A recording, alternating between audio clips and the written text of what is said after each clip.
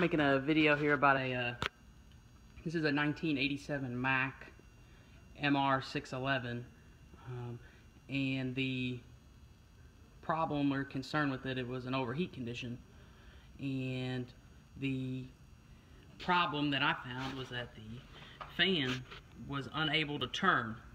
It was contacting the fan shroud. Where's the fan shroud? It was contacting the fan shroud. You can kind of see right there where that's shiny. And then here's the fan. Right here. You can see how it's chewed up. I went there and tried to clean it up a little bit.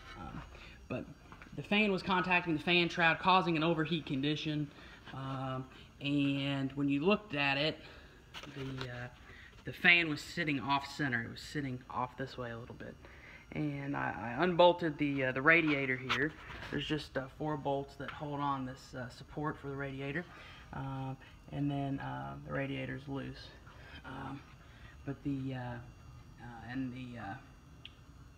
radiator's loose, and I took a look at it, and it didn't look like the radiator had moved at all. So what I ended up having to do was got the measuring tape out and realized that the engine was sitting off center a little bit.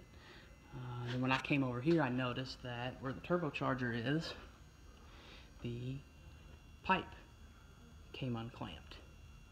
And I said, how did the pipe come unclamped? And then I got to looking, and we have a broken engine mount right there. There's your engine mount. This one we had to weld because they don't make them anymore.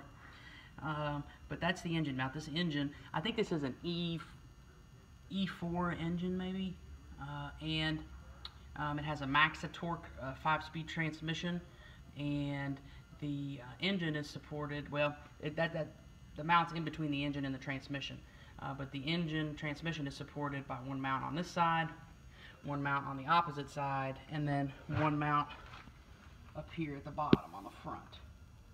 So it's actually supported sort of like a triangle, and there's no other supports that go along here at all that support the engine except for that mount. So once I figured out what the problem was, I got in there and removed the mount. If anybody's having any problems with their Mack, get you in here a little bit closer so you can see. But that's the mount. There's 2 bolts at the bottom that are out. The 2 bolts at the top right there are ins. I put those in. And then you have bushings that hold it in right here. There's a bracket that comes out of the frame. We had to get this thing welded back together. Let me get you a view from the top. So now that I've got the engine supported, I lifted the engine up just a little bit.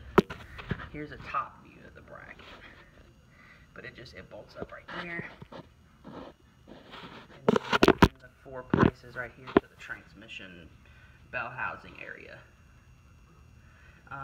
But I have the engine supported with a jack. You can actually see it down there.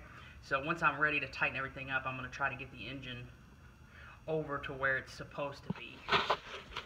But it's a pretty easy repair. You just took me only about, I don't know, 30 minutes or so to remove the engine mount. I thought it was going to be a lot harder. Luckily, the way that it broke, it wasn't bound up or anything like that.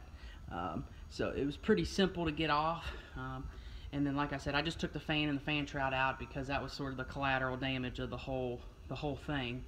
So obviously I had to replace the belt. And then once the engine's straight, I'll be able to put the fan shroud and fan back on. But right now I can't because the engine's still moved over. So once it gets straight, then I'll be able to put it back together. But once I get it all back together, I'll get a shot of it again.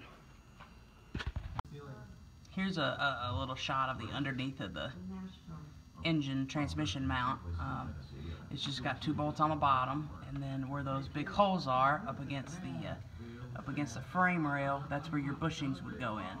So you just put a bushing on the bottom on each side, and then you put your you have a large washer that goes in there, and then your nut goes on the bottom. So as you can see, I've got a little bit of a gap there in between the engine and the transmission. So that's because I need to move the engine up a little bit more to get it back level again. So that's what I'm working on. Here's a shot. The motor mount is in. It looks good and flush now. You can see just kind of the way the turbocharger is sitting up a little bit better. Now our exhaust is going to be lined back up. These 3 bolts here hold in your hold in your fan shroud. So I went ahead and bolted the fan shroud back in and got the fan back on.